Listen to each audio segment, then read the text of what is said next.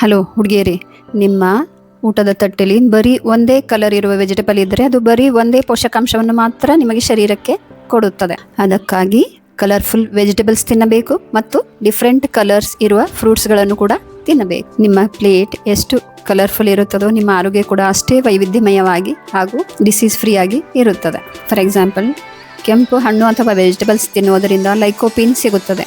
Tomato, ಕಲ್ಲಂಗಡಿ ಹಣ್ಣು. Orange coloured fruits ತಿನ್ನೋದರಿಂದ ಬೀಟಾ ಕೆರೋಟೀನ್ಸ್ ಸಿಗುತ್ತವೆ. ಕಿತ್ತಳೆ ಹಣ್ಣು, ಪಪ್ಪಾಯ ಹಣ್ಣು. ಹಸಿರು ಬಣ್ಣದ ಕಿವಿ ಹಣ್ಣು ಅಥವಾ ದ್ರಾಕ್ಷಿ ಹಣ್ಣು ತಿನ್ನುವುದರಿಂದ ಪಾಲಿಫಿನಾಲ್ಸ್ ಮತ್ತು ಕ್ಯಾರಟಿನಾಯ್ಡ್ಸ್ ಆಂಟಿ ಆಕ್ಸಿಡೆಂಟ್ಸ್ ಸಿಗುತ್ತವೆ. ನೇರಳೆ ಬಣ್ಣದ ಹಣ್ಣುಗಳನ್ನು ತಿನ್ನುವುದರಿಂದ ಆಂಥ್ರೋಸೈನಿನ್ಸ್ ಎನ್ನುವ ಆಂಟಿ ಆಕ್ಸಿಡೆಂಟ್ ನಮ್ಮ ಶರೀರಕ್ಕೆ ಸಿಗುತ್ತದೆ. ಜಾಮೂನು ಹಾಗೂ ಕಪ್ಪು ದ್ರಾಕ್ಷಿ ತಿನ್ನಲು ಮರೆಯಬೇಡಿ. ಹಾಗಾಗಿ ಒಂದೇ ಥರದ ಹಣ್ಣು ತಿನ್ನುವುದಕ್ಕಿಂತ ವೈವಿಧ್ಯಮಯವಾದ ಕಲರ್ಫುಲ್ ಫ್ರೂಟ್ಸನ್ನು, ವೆಜಿಟೇಬಲ್ಸನ್ನು ನಿಮ್ಮ ಪ್ಲೇಟ್ನಲ್ಲಿ ಇನ್ಕ್ಲೂಡ್ ಮಾಡಿ. ಹಾಗಾಗಿ ಇವತ್ತಿಂದ ಒಂದು ರೂಲ್ ಮಾಡಿಕೊಳ್ಳೋಣ. ಇವತ್ತಿನಿಂದ ರೇನ್ಬೋ ತಿನ್ನೋಣ.